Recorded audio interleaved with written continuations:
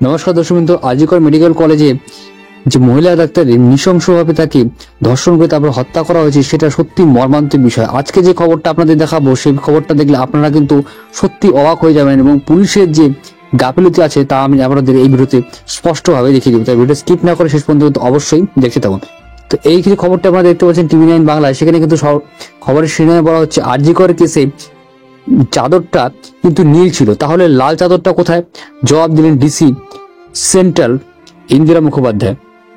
সমস্যাটা কি হচ্ছিল এখানে আপনাদের আমি বলে দিচ্ছি যে আরজি করের যে কেসে, সেখানে যে মহিলা ডাক্তারটাকে হত্যা করা হয়েছিল, হত্যা করার পরে সেই নির্যাতিতের দেহ ঢাকা ছিল কিন্তু প্রথমে নীল চাদরে। সংবাদ মাধ্যমের কাছে জানায় যে পুলিশ নীল চাদরে সেটা ঢাকা দেখতে পেয়েছিল, কিন্তু সংবাদ মাধ্যমের কাছে এও চলে আসে যে তিলোত্তমা মার বাবা দাবি ছিল যে তার মেয়েকে যখন তারা দেখতে যান তখন সে দেখেন যে মেয়ের কাছে কিন্তু মেয়ের যে শরীরটা আছে সেটা সবুজ চাদরে ঢাকা ছিল। এখানেই সব থেকে বড় মিথ্যে কথা কিন্তু প্রকাশিত পেয়ে যাচ্ছে, কিন্তু বাবা মা কিন্তু কখনো এই বিষয় নিয়ে মিথ্যে কথা বলবে না, এটা আপনারা সকলেই জানেন। এই বিষয়টি ভালো করে জানেন যে পুলিশে কিভাবে রাজ্য সরকারের সঙ্গে সহযোগিতা করছে।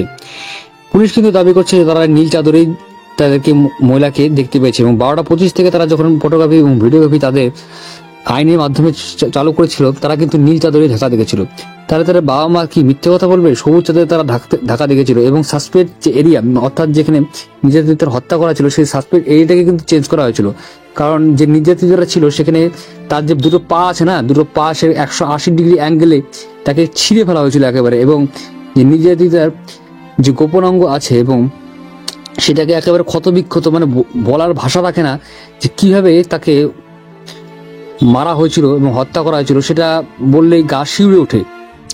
তারপরেও এই পুলিশের নীল সবুজ এবং লাল চাদরের খেলা খেলছে, ঠিক আছে না? এখানে তারা সাসপেক্ট এরিয়াটাকে চেঞ্জ করে দিয়েছে, তারপর 5 জনকে জোড়া করে সুন্দরভাবে নীল চাদরে তারা ঢেকে দিয়েছে। মানে কিভাবে তথ্য প্রমাণ লোপাট করতে হয় সেটা এই আইন কানুনের রক্ষক হয়ে তারা রক্ষকের ভক্ষকের কাজ কিন্তু তারা করেই চলেছে। এবং আজ সংবাদ মাধ্যমে তারা জানাচ্ছেন সেটা নীল চাদরই ছিল, সবুজ চাদর বলতে কিছু ছিল না।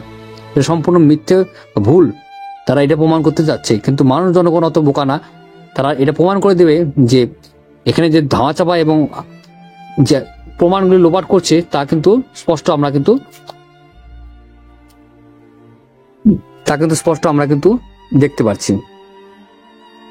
এবং ভিডিও শেষে আরেকটি তথ্য আপনাদের দিয়ে দিচ্ছি, সেটা হলো যে তিলোত্তমা যখন, যে মহিলা ডাক্তার তিলোত্তমার যখন হত্যা হয়েছিল, মানে তাকে যখন রেপ করে নৃশংসভাবে হত্যা করা হয়েছিল, তারপরে ওখান থেকে ফাইনাল কলটি আছে, 3-4 বার কল করা ছিল, যে একটি মহিলা কল করে বলেছে যে আপনার কিন্তু মেয়ে সুইসাইড করেছে মনে হয়, পুলিশ এখানে আছে, আপনি দ্রুত গতিতে আপনি এখানে তাড়াতাড়ি চলে আসুন।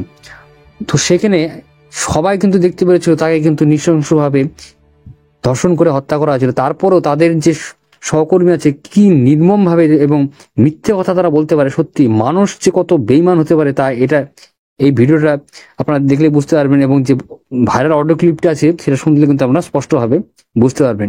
তো এই জাস্টিসে আমরা কিন্তু নিয়েই ছাড়বো, অর্থাৎ উই ওয়ান্ট জাস্টিস, এবং এই আন্দোলন কিন্তু কখনো থামবে না যতক্ষণ না আমাদের বোনটি অর্থাৎ তিলোত্তমা যে ধর্ষকরা ফাঁসিতে না ঝুলতে পারছে, ততক্ষণ কিন্তু আমাদের আন্দোলন চালিয়ে যেতে হবে। তাই ভিডিওটাকে লাইক, শেয়ার এবং করবেন, এবং আপনাদের মতামত কমেন্ট বক্সে অবশ্যই লিখে যাবেন। তো জয় হিন্দ, বন্দে মাতরম।